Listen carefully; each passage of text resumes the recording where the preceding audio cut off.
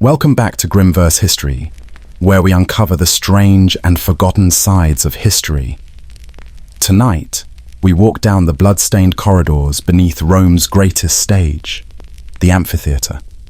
Not to watch the games, but to witness what happened after the crowd went home.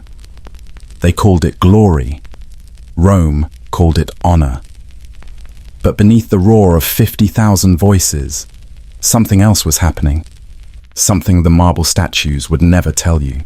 For every gladiator crowned in triumph, there was a woman dragged in silence.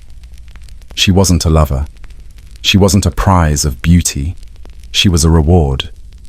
The empire that worshipped philosophy, law, and reason also celebrated a ritual that blurred the line between victory and violation. The poets wrote of it in whispers. The historians disguised it as custom. But deep beneath the arena, flesh became currency, and silence became law. You hear it now, the echo of chains against stone, the muffled breath of a crowd that still hasn't had enough. The air is thick with the scent of iron, not from the weapons, but from the blood. And as you walk deeper, the torches flicker, and you begin to wonder, how did the world's most civilized empire turn cruelty into celebration? Take a deep breath. Let the noise of your day fade away. You're safe here. Now dim the lights. Let the hum of your fan become your heartbeat. And if you haven't yet, hit subscribe and turn on the bell so you don't miss the next journey into forgotten history. Tell me in the comments, where in the world are you listening from tonight? It's 89 AD. The crowd has dispersed. A single torch flickers in the tunnels beneath Capua's arena, and in the darkness, a gladiator, the hero of Rome, is about to claim his reward. But tonight, we won't look away. The sand of Capua's arena is still warm. The crowd is gone, but the echo of their voices hangs in the air, like smoke that refuses to leave. The champion stands at the center, blood drying on his shoulders, chest heaving like a furnace.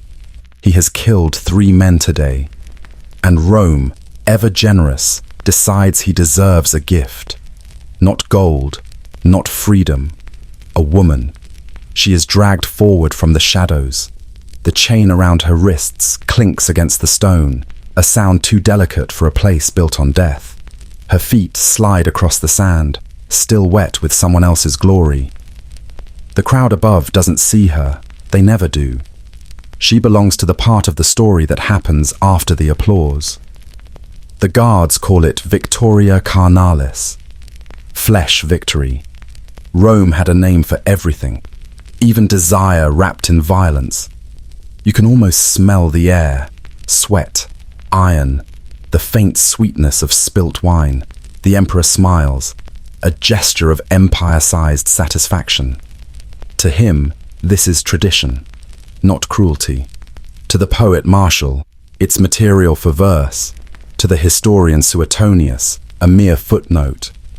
And to the woman, silence. No one records her name.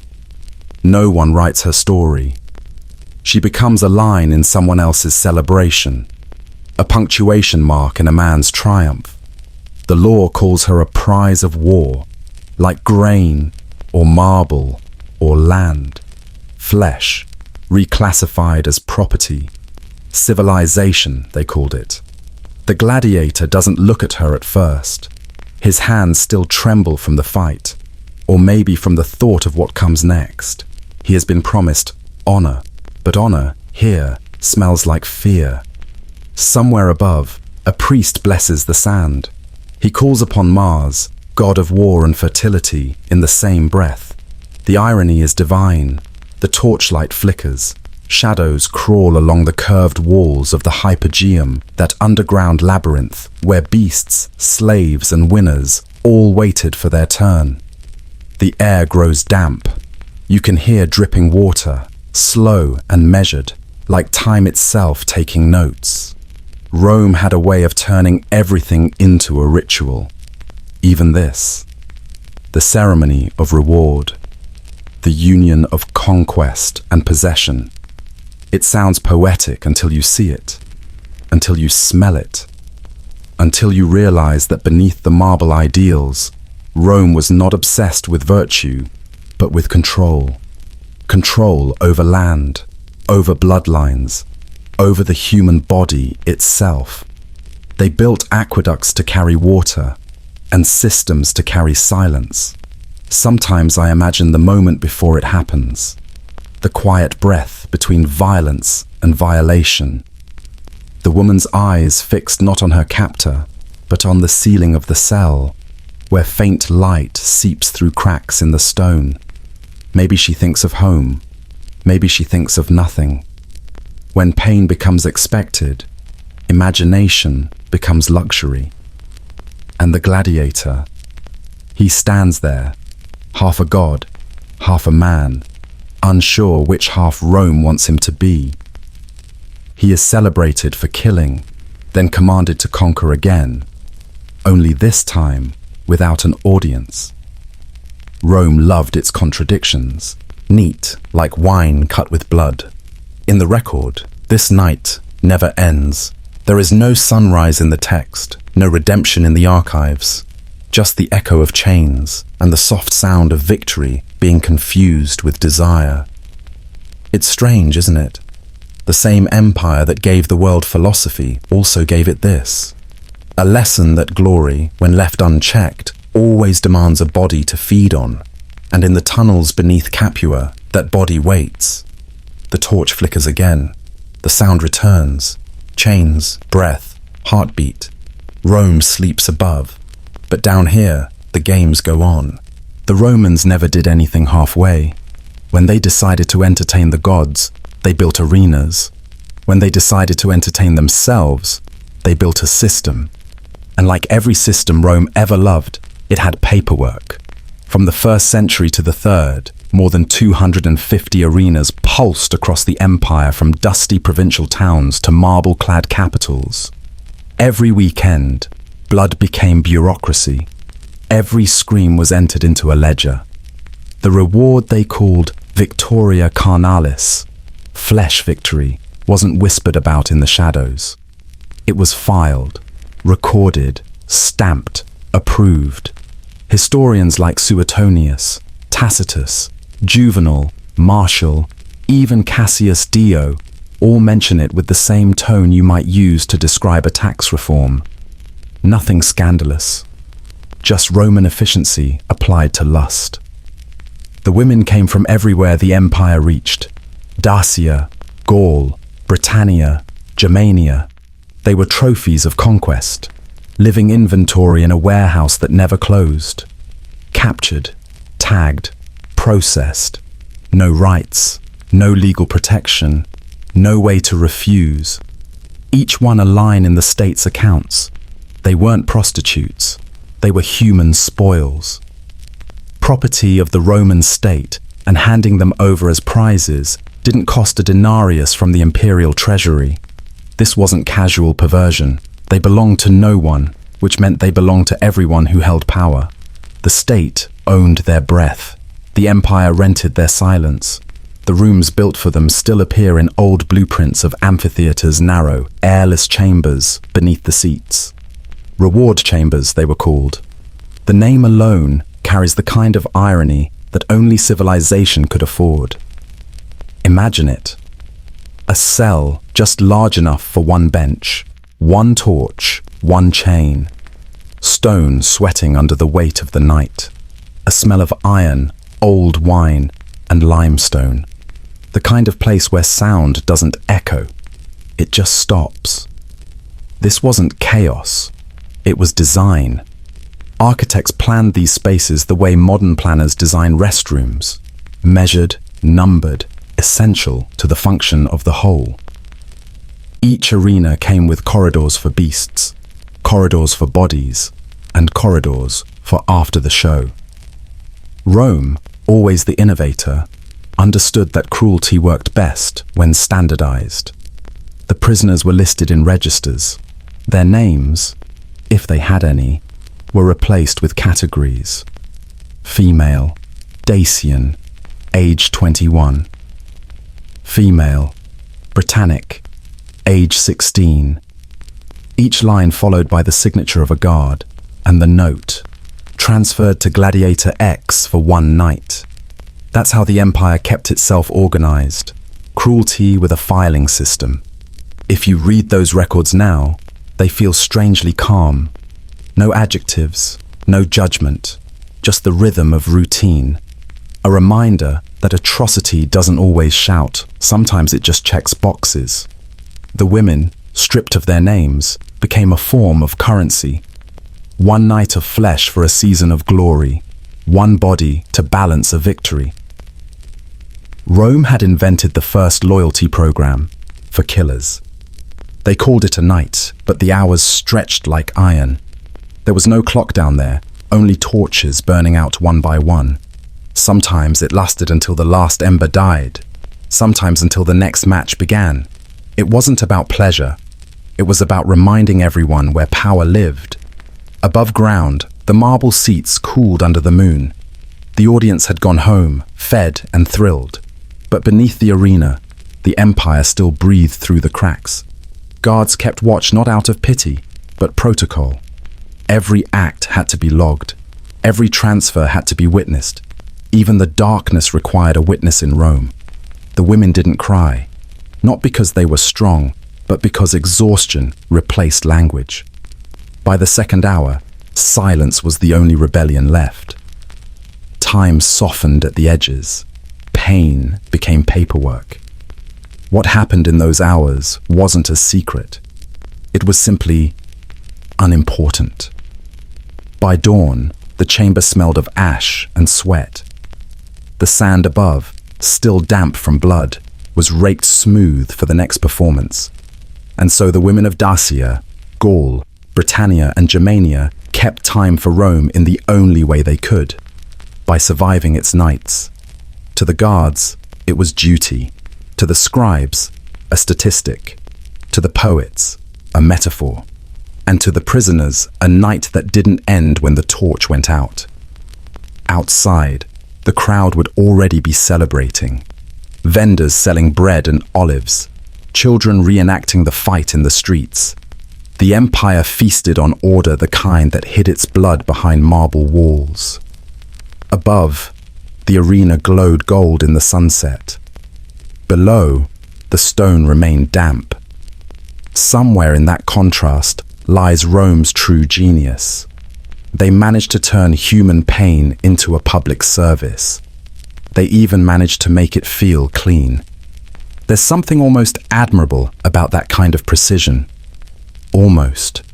Because bureaucracy, in the Roman sense, was not about efficiency. It was about distance. Distance between the act and the accountability. Between the hand that signs and the hand that suffers. The parchment didn't bleed. That was the whole point. If you close your eyes, you can almost hear the scratch of a quill on wax tablets. A clerk yawns, records another name. Another gladiator waits his turn. Somewhere, a key turns in an iron lock. It's just another night in the Empire.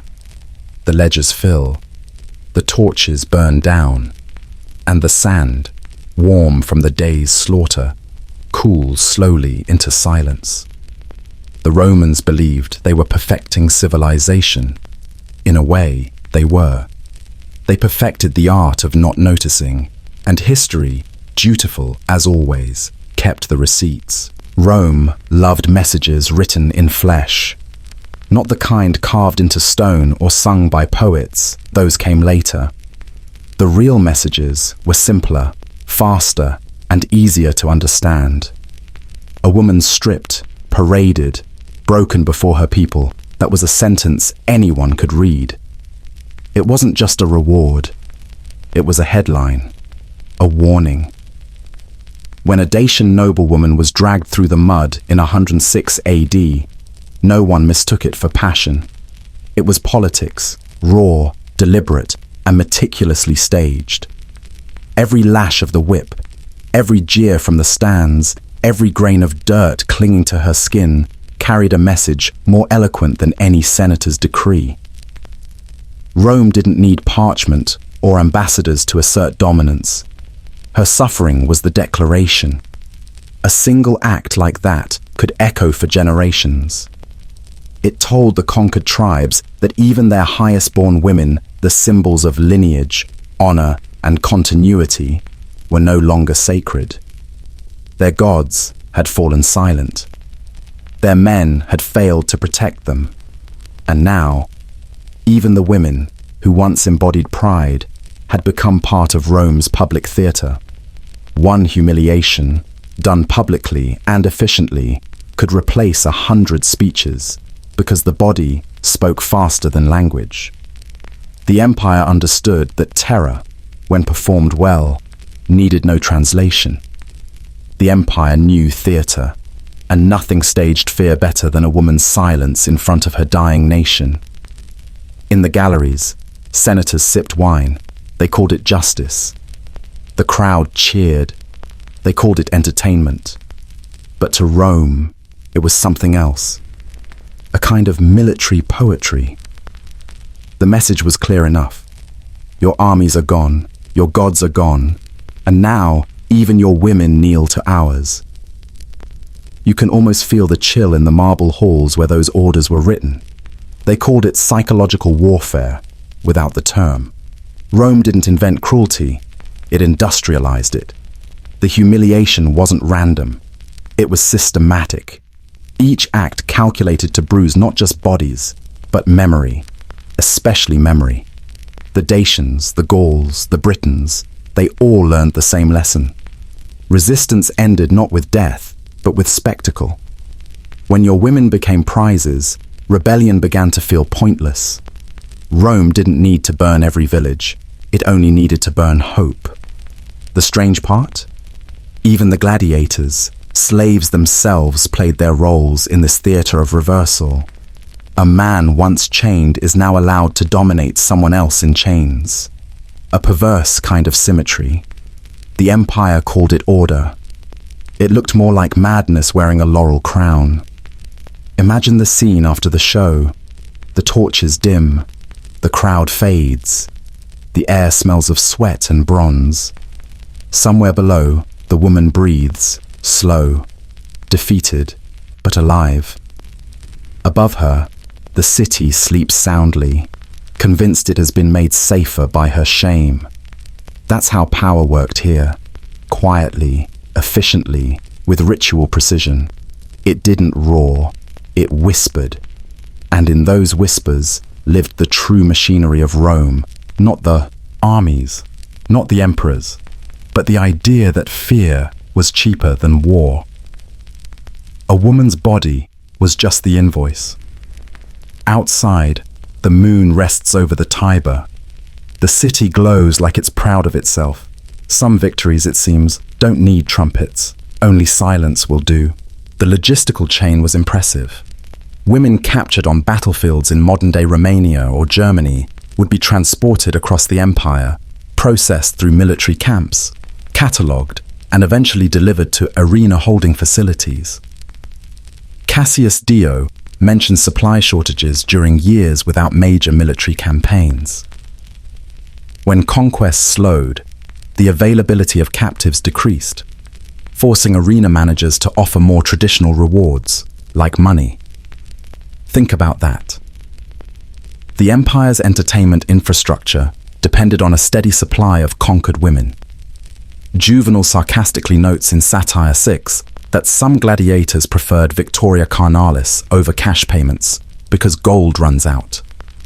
They had no rights, but to prevent unauthorized access, the reward was exclusive to the designated gladiator. Administrative tablets from Pompeii and other sites show standardized forms for these transactions.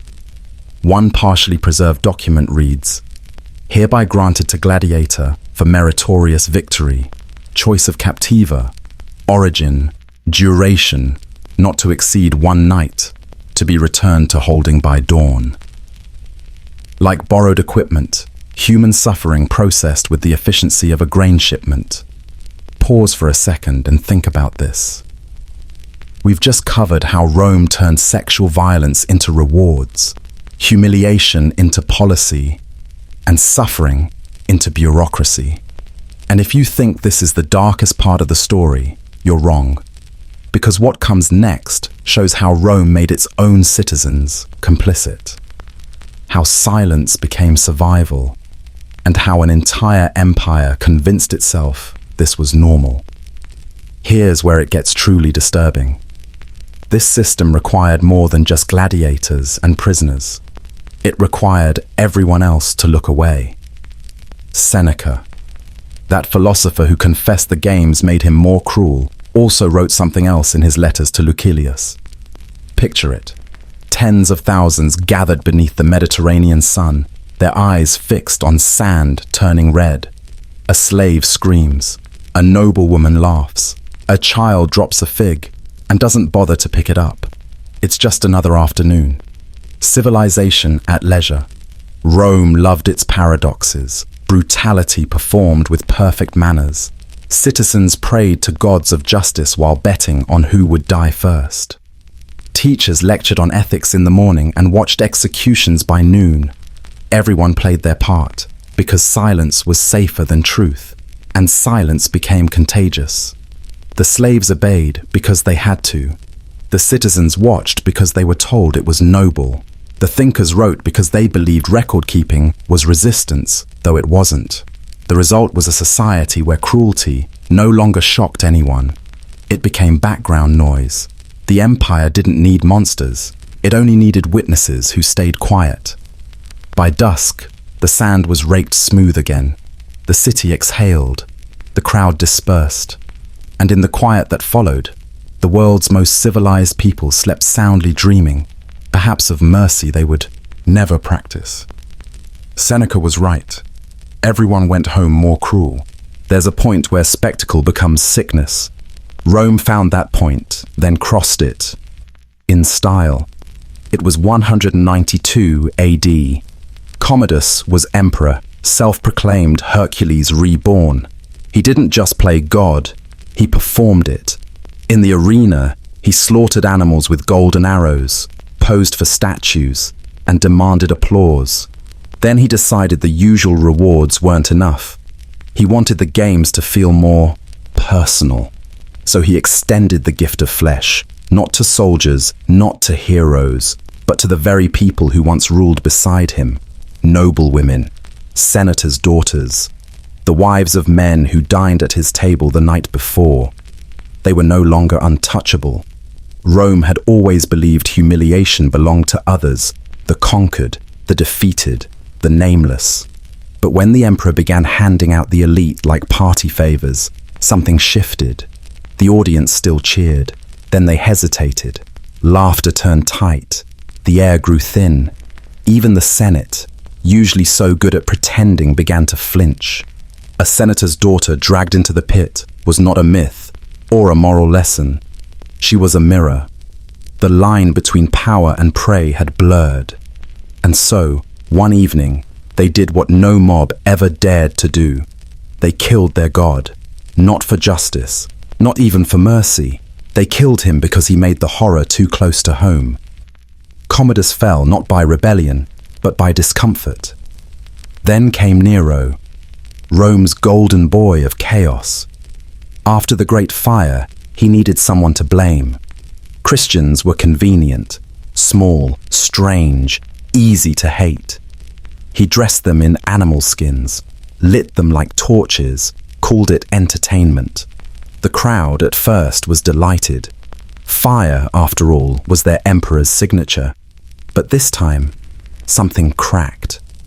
The air that night was heavy, not with cheers, but with smoke and hesitation. The women screamed differently, not like enemies, but like mothers, daughters, people. For the first time, parts of the crowd fell silent. Some tried to leave. The guards at the gate stopped them. Nero had decided even discomfort was disloyalty. The silence inside the amphitheater was louder than any roar. It was the sound of a city realizing it had gone too far. and also realizing it couldn't go back. Imagine it. Thousands, sitting shoulder to shoulder, the flames flickering across their faces, the scent of burning oil, perfume, and flesh mixing in the wind. Children clutching their parents' arms. A senator pretending not to tremble. A priest whispering that this too was piety. Rome's heart didn't stop that night. It only learned to beat quieter. The games continued, of course. They always did. But the laughter changed tone. It carried something heavier, like the aftertaste of blood on silver. Empires don't collapse from one act of cruelty. They collapse when cruelty stops being fun. And so the torches went out. The crowd dispersed. And the city that once devoured its enemies began to nibble on itself. The smell lingered until morning. History, as usual, took notes. In the end, Rome didn't just practice cruelty. It perfected it. It learned how to file the edges, polish the violence, and package it as virtue. The system worked beautifully. Efficiency disguised as morality. Blood became ceremony. Pain became discipline. And everyone, from the lowest slave to the highest senator, played their part with pride. The beauty of Rome's cruelty was that no one had to feel cruel. Citizens called it patriotism. Gladiators called it survival. Scholars called it history. Labels softened the edges, made the unbearable sound noble. And soon, no one questioned it. You can almost hear the quiet rhythm of it, the clicking of sandals down marble halls, the scratch of quills on parchment, the soft applause after a clean kill. It was civilization humming to itself, unaware it was singing a funeral song. The empire didn't just tolerate violence, it organized it. It built bureaucracies for death, schedules for spectacle, and moral justifications thick enough to drown a conscience. To kill became duty, to suffer became tradition, and to look away became good manners. Even the philosophers adjusted.